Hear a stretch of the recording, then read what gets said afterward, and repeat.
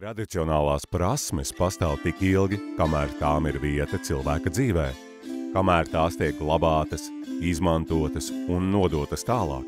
Latgales kultūrvēsturiskais mantojums ir varens.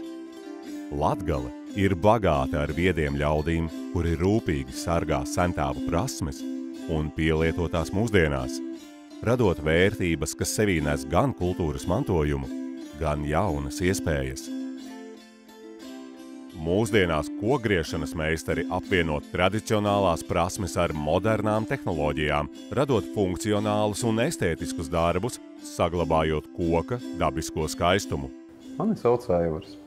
Tā man ir sanācis, ka ar koku es strādāju jau vairāk, mazliet pa 30 gadiem. 94. gadā es pabeidzu Rēzeknes Lietišķās mākslas vidusskolu. Esmu mākslinieks meistars kokapstrādē. Un bieži vien, man liekas, cilvēki, arī meistari, var pateikt to, ka strādājot daudzus gadus kādā noteiktā virzienā, cilvēks vienkārši kaut kādā brīdī saprot, ka rokas pašas zina, kas ir jādara. Jo bieži vien taisot kaut kādus sarežģītus darbus, komplicētus darbus, tu īsti pat ar prātu līdz galam neatver. Bet stājies pie zāģa, sāc zāģēt, ņem materiālu, un viss iet pats kaut kā, un kaut kādā brīdī pat tāda sajūta, ka tu klāt esi vienkārši, lai to fiziski paveiktu, bet tad, kad saliec kopā, kaut kas sanāk. Man liekas, vispār cilvēkam tā taktilā sajūta, kas nāk caur rokām, kas tiek atdota caur rokām, man liekas, tas ir gan tā enerģijas plūsma, varētu mēs tā teikt, gan to, ko cilvēks vēlāk saņem, un to, ko mēs vēlāk arī runājam, ka tas taisīts ar rokām, un tas siltums, laikam arī citi cilvēki to jūt. Tomēr kaut kādā brīdī katrs meistars nonāk līdz tam brīdim, kad tas prasmju daudzums ir uzkrāts, un jau gribās sākt mācīt, stāstīt kā vajag.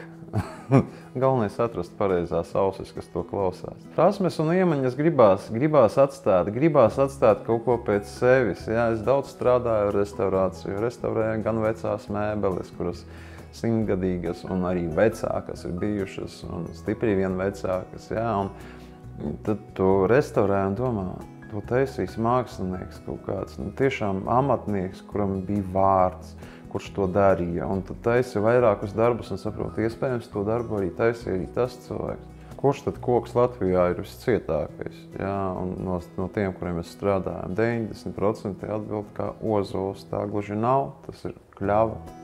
Jā, tas ir viens no tādiem knifiem. Ļoti daudz cieta koku augļums. Dārzā tās ir ābeles, bumbieris, plūmes, ķirši. Cik ilgā laikā tad izkalst materiāls? Un ja mēs nozāģējam dēli, sagatavojam, kuram biezums ir 5 cm, cik ilgi te viņam jāžūst? Parasti varianti ir kaut kur no 2 nedēļām līdz mēnesim. Tā nav.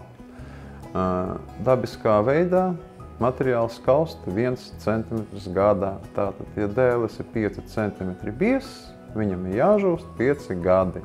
Tas ir attiecināms uz priedes egles zāģmateriāliem. Uz cietākām koksnēm tas varētu būt 7, 8 gadi, pieņemsim ozolam. Tā, nedaudz gribētu pastāstīt par to, kā notiek griezums. Ja? Un griezums sākas no tā, ka cilvēks atnāk un pasūta konkrētu lietu, kas viņam ir nepieciešama.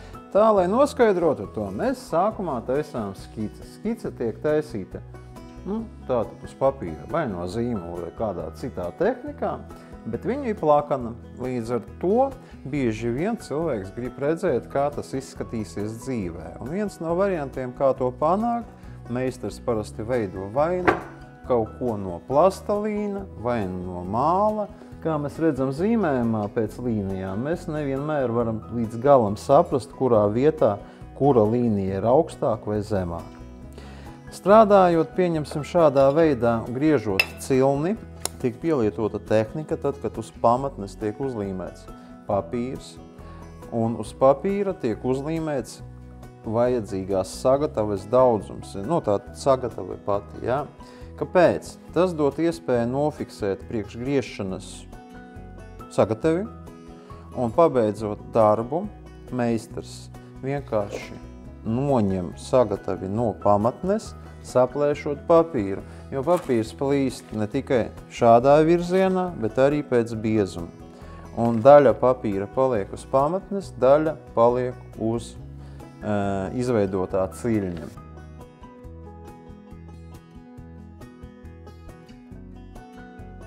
Mani sauc Evija Markeviča Grundele, esmu Krāslavas novada muzeja struktūrvienības Andrupenes lauku saita novadpētniece. Un brīvajā laikā un arī darba laikā mana aizraušanās ir dažādu kultūru vēsturisku materiālu apkopošana, pētīšana un skatos to, ko vēl var saglābt. Viens no šādiem projektiem un arī iniciatīvām bija ideja apkopot visus un arī dokumentēt visus logus, skaistos, kas mums ir pieejami Andrupenes pagastā. Koka logi un unikālie kokgriezumi Latgalē ir īstenībā ļoti unikāls dažādu tradīciju un stilu ietekmes sakausējums, kas ir šādā formātā apskatāms vēl aizvien dažādās mājās, kas, diemžēl, lielākā daļa iet nebūtībā, bet dažas vēl tiek apdzīvotas. Cik ļoti svarīgs mums ir logs latviešu un arī latgaliešu kultūrā, izsaka ļoti daudzas tautas dziesmas, ticējumi. Piemēram, ka logs ir mājas tā kā dieva acis, un ir ticējumi, ka nedrīkst, piemēram, špļaut cauri logam, vai nedrīkst liet ārā netīru ūdeni, jo tad ielej laimai acīs, un šis te logs ir bijis tikpat svarīgs, kā, piemēram, durvis un durvis lieksnis, pa kuru ienāk jebkurš cits. Mūsdienās, braucot pa lauku teritorijām, bieži vien redzam, ka senās vecās koka mājas tiek pārbūvētas, ja tās tiek apdzīvotas, un bieži vien vienkāršāks un ērtāks un arī lētāks risinājums ir samainīt, piemēram, plastikāta logus. Tas savā ziņā ir tāds kā tradīcijas apdraudējums tieši koka logu dekoriem, jo līdz ar logu maiņu un arī tradīcijas kultūras maiņu mēs varam pazaudēt ļoti nozīmīgu kokgriezumu dekoru tradīciju Latgalē. Tāpēc mēs ļoti ceram, ka ar šādu pētniecību vai arī dažādām izstādēm mēs varētu kopīgi atjaunot un aktualizēt kokgriezumus un kokgriezumu lietojumu tieši logu dekorēšanā.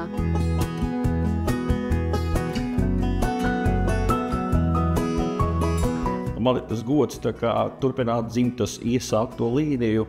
Man mamma bija pedagogs, mammas krustmāte bija pedagogs, un sanāk, ka es arī šajā dzīvē esmu, paldies Dievam, vizuālās mākslas pasniedzējs jau kā 20 gadi. Mēs citreiz jautājam, vai Latgale atver vai aizver Eiropas logu. Es 100% esmu pārliecināts, ka Latgale atver Eiropas logu, jo vēl jau vairāk viņš ir tāds skaists. Izceļojot sev loga arhitektūru koka, mēs varam iepazīt pat katras pilsētas raksturu, kurš iezīmē sevi ar ornamentu, ar saudabīgu rakstu, un pats galvenais ar logam raksturīgu atvērtību. Jā, šīs tradīcijas mūsu kultūras telpā ir ienesušas starveida skoļiķi, kas savā laikā no Krievijas impērijas bēga tādā veidā, saudzējot savu reliģiju. Diemžēl šie logi kā kultūras mantojums ar katru dienu, ar katru nedēļu aiziet nebūtībā. Jo, kā izrādās, jaunā paudze pat arī starveru un līdz beigām māk novērtēt to, kas mūs atšķir no visas pasaules. Man ir tas ļoti liels gods ar bērnu mākslas skolas jauniešiem darīt visu iespējamo, lai logus Daugavpilī, Krāslavā, arī citās pilsētās jums iespēja ir atjaunot gan diplomdarbu kontekstos, gan vienkārši tāpat no šis mūsu projekts, mūsu cīņa. Es teikšu, turpinās jau kā 3-4 gadus. Mēs bez šaubām piedāvājam izstādes, stilizējam šos logus, un dotajā brīdī mēs jau ķērāmies pie. Es neteikšu, ka tā ir 100% restaurācija, jo tam visam aiziet, tad piedodiet 2 gadi. Varbūt pat vairāk, bet dotajā brīdī tā ir tāda restaurētā replika, bet vienalga viņa atnāks Daugavpils kultūras telpā Lāčplēša ielā 77. Vai jūs redzēsiet, ka bērni iezīmēs savu raksturu arī tur. Ļoti gribētos, ka kādreiz pēc gadiem 100 kāds paņems man taisīto mēbeli un norestaurēs. Un atradīs tur maziņu zīmīti, kur rakstīts Aivars. Tas tā kā laikam to, ko mēs visi gribam atstāt pēc sevis, lai kaut kas paliek.